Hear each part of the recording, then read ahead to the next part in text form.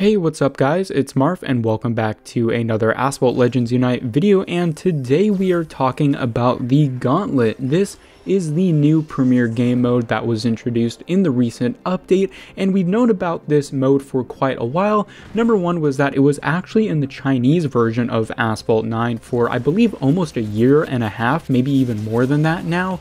But also, of course, we recently got the roadmap video for Alu for 2025, and the developers did confirm that at least sometime during the early part of the year, we would receive the update for Gauntlet. So that was this update. Now, some news that wasn't quite necessarily talked about in that roadmap video was this update would also mean the sunset of the Club Clash mode. So the Gauntlet is sort of a replacement for Club Clash. In my opinion, I think this is a little bit of a good change. I was getting a little bored of Club Clash, especially because it didn't feel like there was direct competition, and the events were every once in a while anyway. Sometimes there were large gaps in between actual Clash matches.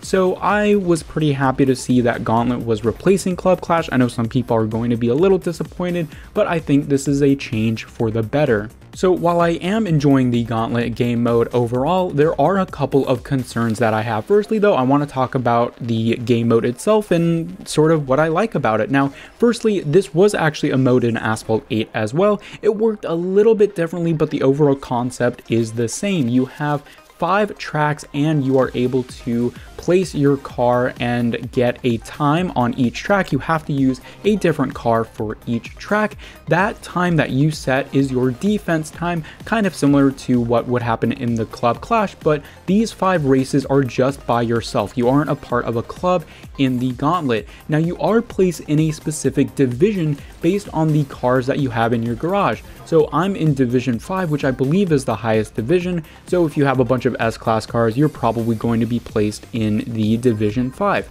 So that is what determines the ranking. So after you set your defense times in 5 races, you are then set out to place offensive times and go against your opponents. So you can choose between 3 opponents that are given to you. Some are harder than others, and that will determine how many points you gain if you beat them.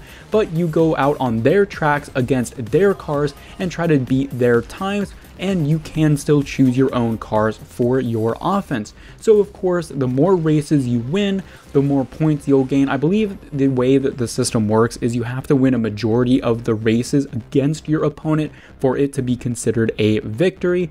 So of course, if you go out and lose your races, you will lose rating and it will not be considered a win. So that's essentially how the game mode works. You set your time on 5 tracks with 5 cars, then you go out and try to beat others on their tracks with their cars. Of course, you can also gain points if someone attempts to beat your races but fails, so it isn't just a passive set time. Now, one of the things that I think was actually a good decision was the fact to use a shorter track system. So instead of the typical 90-second tracks we get with most of the other game modes, we are using the 30-second tracks. Now, that's a positive and a negative. For a positive spin, obviously it's going to take a lot less time to set your times and also compete against your opponents. Because you have to do 5 races at a time, it would be a little annoying to try and do those on the longer tracks. So I'm happy that it is on the shorter tracks. It means that it's a little more approachable and you can do it daily if you want to. It's not a huge time commitment. On the other hand though, and this is the main downside that I have with this game mode, it means that the tracks and the times heavily favor acceleration focused cars. So for example, even though I have a pretty good S-Class garage, I have Yescos, Tuataras, all that sort of stuff, I don't have the Aspark Owl or the Rimac Nevera at max. Those are the electric cars with massive acceleration stats, and that's the big problem, is the balancing of this mode heavily favors acceleration focused cars. So you'll see that I actually set my times based on the highest ranked cars in my garage based on the acceleration stat. So instead of using the Agera RS, for example, I'm gonna actually use the Lamborghini Egoista because it has an 84 rank acceleration instead of a 77 stat of acceleration. Now, this may be a good or bad thing depending on how you see it. Now, I think it's a bad thing because the overall division you're placed in is based off your garage in its entirety rather than how many good accelerating cars you have in total. So I think it could be balanced a little more to take into account the good acceleration cars that you have. I know that would be a little more work for Gameloft to try and figure that out, but I think it's a really important thing to consider because these tracks are so short. Now, of course, because that's the meta, you have to adapt. That's exactly what I'm doing. Again, you could think of that as a good or a bad thing. I still think though, especially in multiplayer, we already are biased towards high accelerating cars. That's just going to be even further emphasized in terms of the gap between cars in the Gauntlet because the races are so short. Now, don't get me wrong, there are a couple of variants. For example, the Rome variant, because you're in the air for so long, actually high top speed cars seem to be very good on that track. And for example, some other tracks may require certain other cars as well.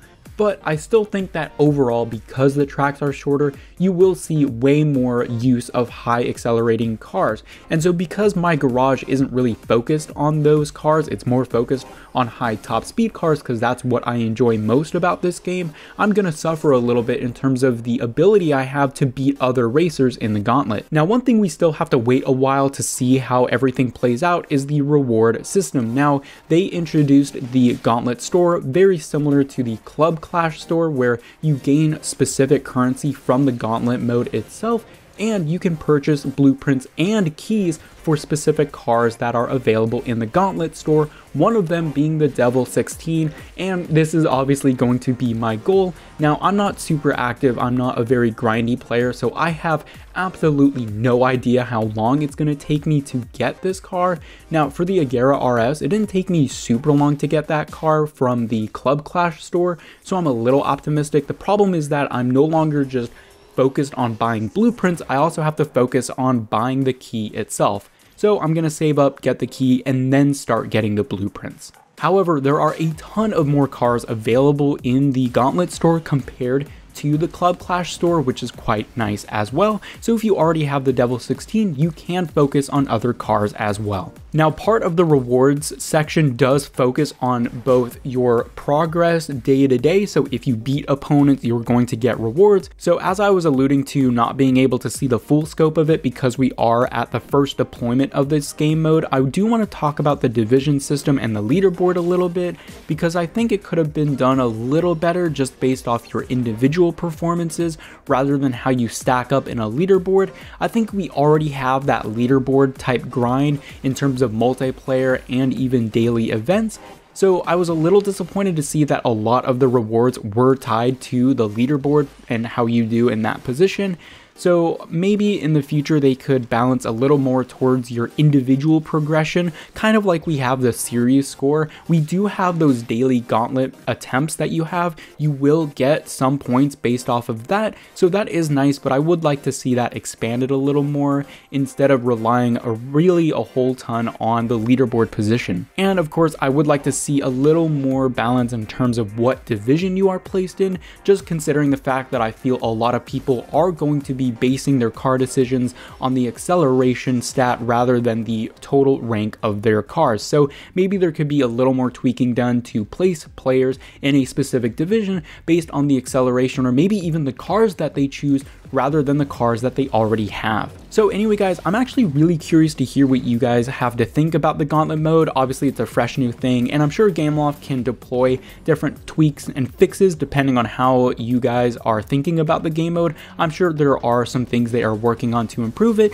but I think overall this first edition is pretty solid. There aren't any glaring issues other than the balancing, but again, that's more of just adapting to the meta rather than a super inherently bad issue with the game mode. I just think that obviously the players with low acceleration cars are going to struggle a little bit, so maybe they could deploy a fix. I don't know what they would do exactly on their end, but I think it could be done, and I'm looking forward to hearing what you guys have to say. So anyway guys, I hope you enjoyed the video and I will catch you all later.